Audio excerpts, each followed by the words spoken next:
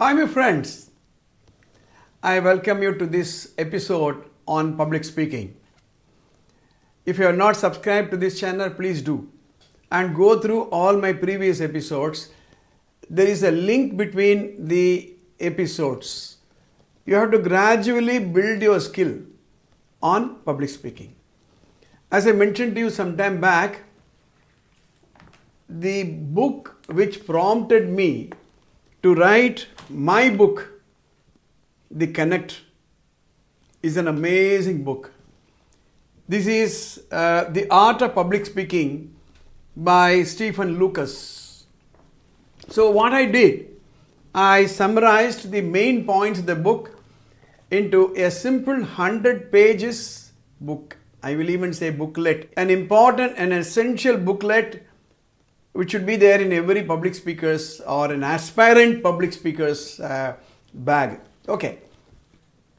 In this, I'm going to discuss with you the link between listening and speaking.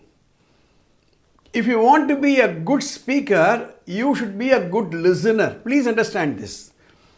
I recall a quotation of Agatha Christie. She says, "An appreciative listener is always stimulating." Very, very important quotation.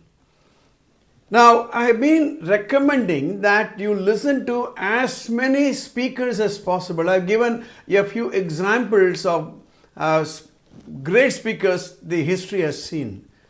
I will continue to give more and more such speeches.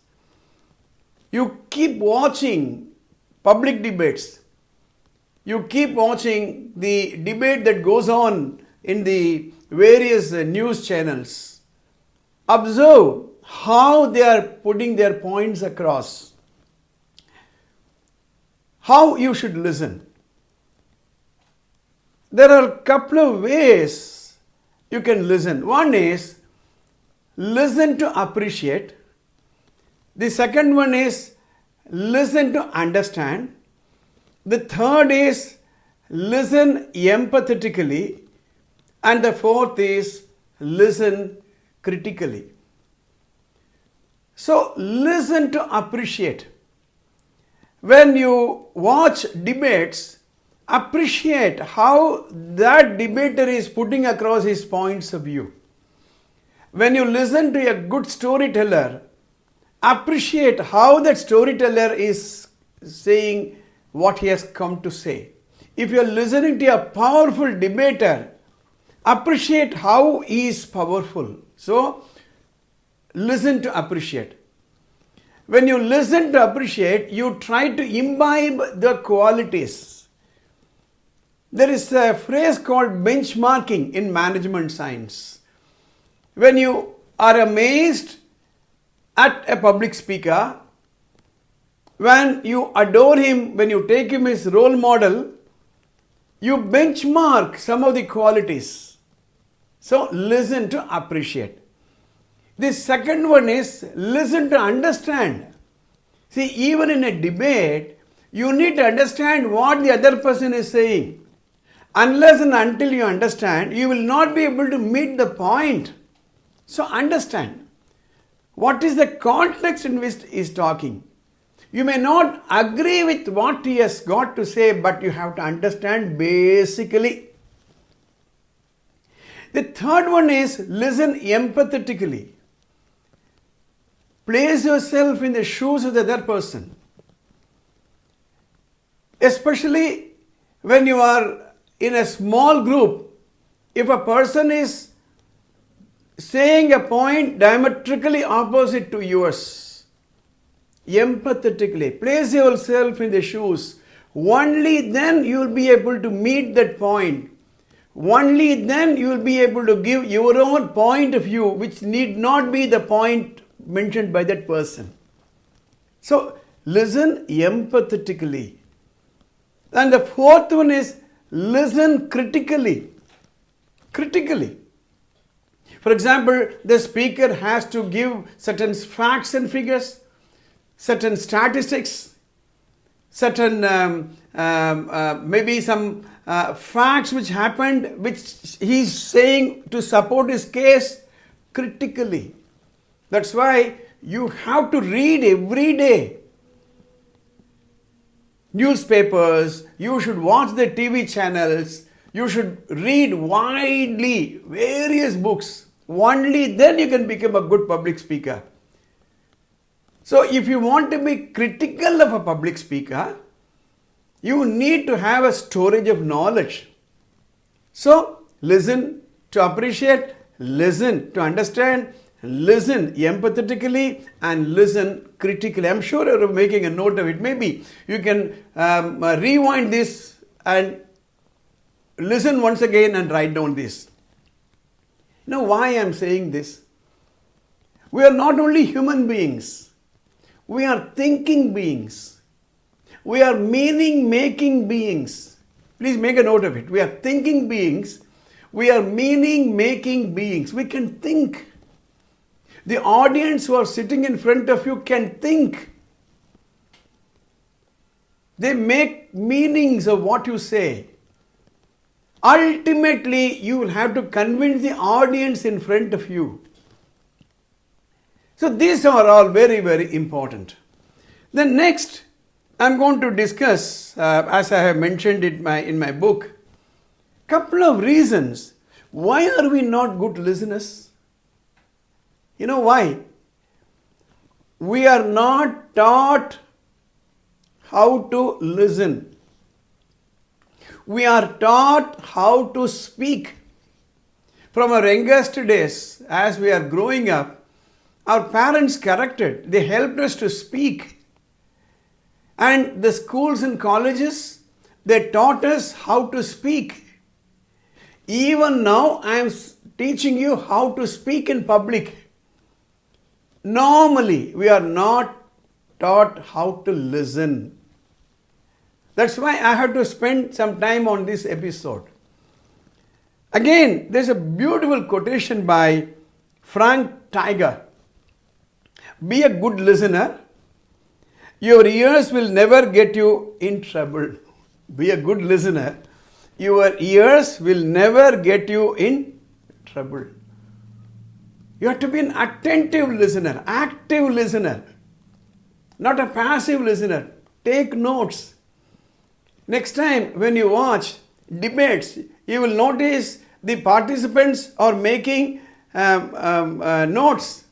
The co-debaters will make a point, will write it down, what the other person is mentioning. He has to counter that.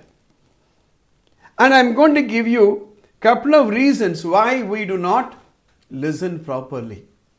Point number one is mind wandering.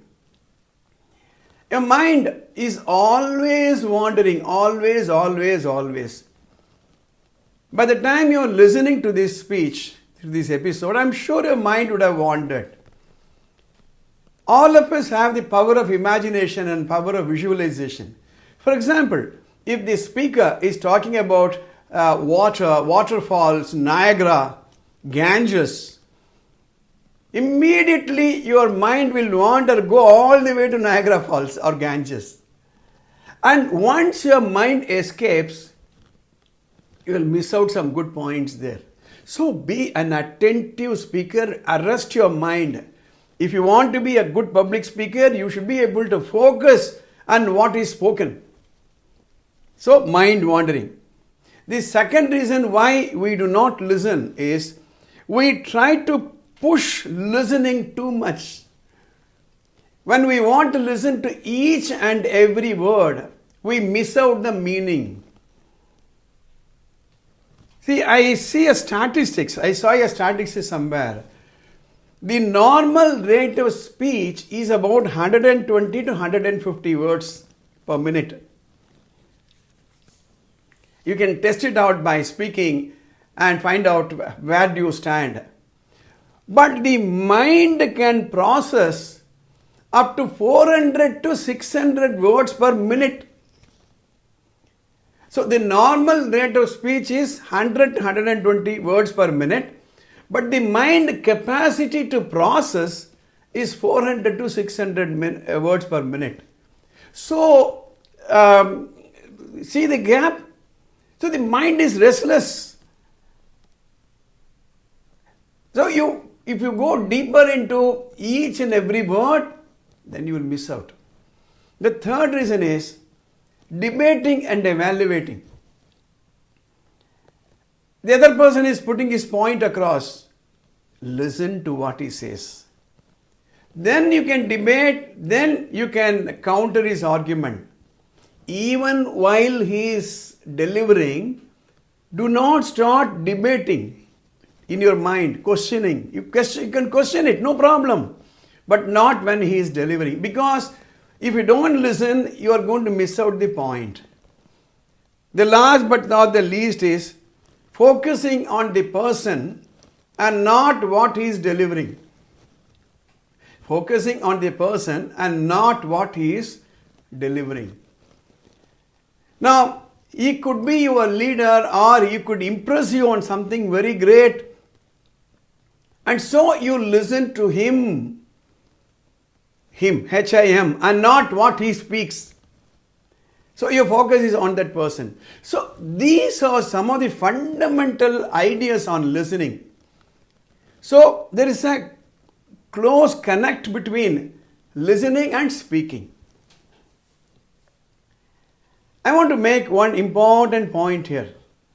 Listening is also connected with non-verbal communication and the body language. Both of the person who is on the stage and the audience in front of you. Let's say that you are in a debate debating competition. You listen to the non-verbal body language of your competitor. That's important. That will give you a lot of tips. It will give you ideas whether he is sure of what he is saying. And also, when you are delivering, listen to the body language of the people in front of you. Their gestures. Are they with you? Are you making eye contact? Are they making eye contact? If they are looking at your watch, that means you are not involving them. And look at the facial expression. You can easily find out whether you are carrying them with you. So, listening and speaking are closely connected. I hope you enjoyed this episode. Please share this episode with others. If you like it, please post your liking. There is a comment box, comment on this episode. If you are not subscribed to this channel, please do subscribe. See you in the next episode. All the best.